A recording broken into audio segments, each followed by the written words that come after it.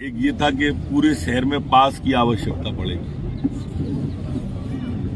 जबकि ऐसा नहीं है।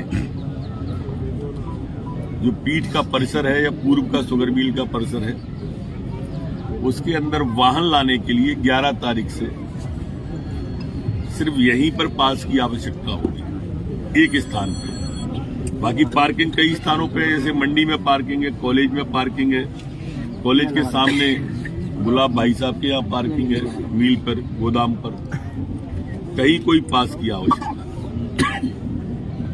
लोगों को ये भ्रम भी बता दिया गया कि शहर के बाहर रोक दिए जाएंगे वाहन।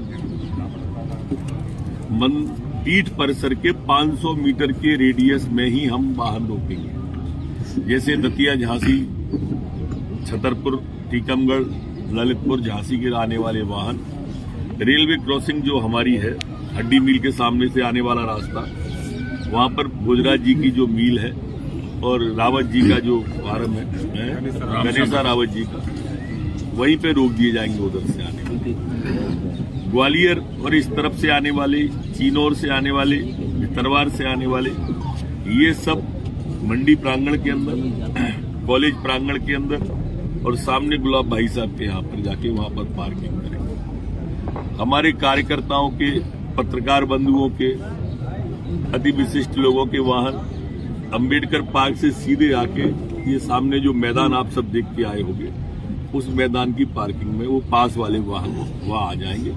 क्योंकि भंडारा चलने वाला है तो बड़ी संख्या में कार्यकर्ताओं की आवश्यकता पड़ेगी, तो इसलिए उनको ये भंडारे के पास ले आएंगे। सबसे नजदीक क्षेत्र तो मंडी का ही पड़ता है मंच के लिए, कथा स्थान के लिए, क्योंकि वो सीधा वहां से वहां निकाल दिया है, तो उसको इस तरह से कर दिया जाएगा। एक बात और आई कि बाजार बंद रहेगा,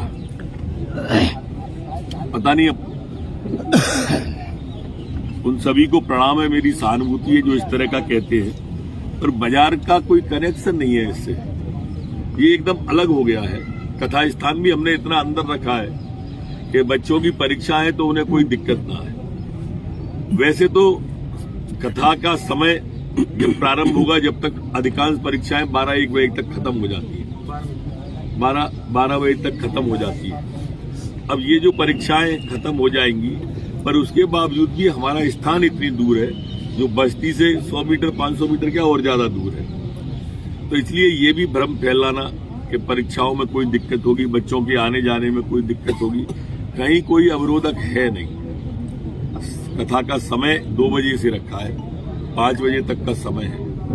हमारी 11, 12, 13 को प्रदीप मिश्रा जी की कथा होने वाली है। 14, 15, 16 को हमारे यहाँ पर कुमार विश्वास जी की कथा होने वाली है। 17, 18, 19, 20 को पूज्य बागेश्वर धाम जी की कथा होने वाली है। और इसमें समानांतर 2 व्यवस्थाएं और चलने वाली हैं। एक जो इसका मूल कार्यक्रम है वो है प्राण प्रतिष्ठा का कार्यक्रम। इसमें 70 जो हमारे प्राण प्रतिष्ठा कार्यक्रम के अपन स्पेशलाइजेशन कह सकते हैं अंग्रेजी में, और हिंदी में कह सकते हैं प्रखंड विद्वान जो है, वो आप जहां पर बैठे हैं उसके सामने वो प्राण प्रतिष्ठा का कार्यक्रम चलेगा, प्रातः काल से चलेगा।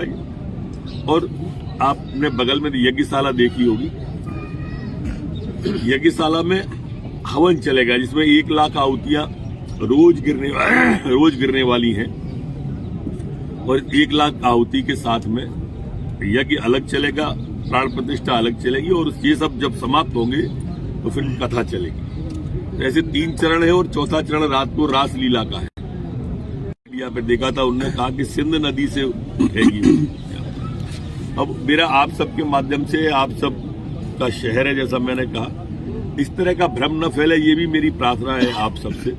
एक अच्छा प्रतिष्ठान आप सबने बनाया है, जनता के सहयोग से वो बना। रथ यात्रा जो स्टेडियम से प्रारंभ होगी, उसमें आगे हाथी चलने वाले हैं, जिन पे पहले हाथी पर हमारे धूमेश्वर जी, धूमेश्वर महाराज रहेंगे, और आचार्य बद्रीश जी जो इसके कार्यक्रम की प्राण प्रतिष्ठा के मूल संत हैं।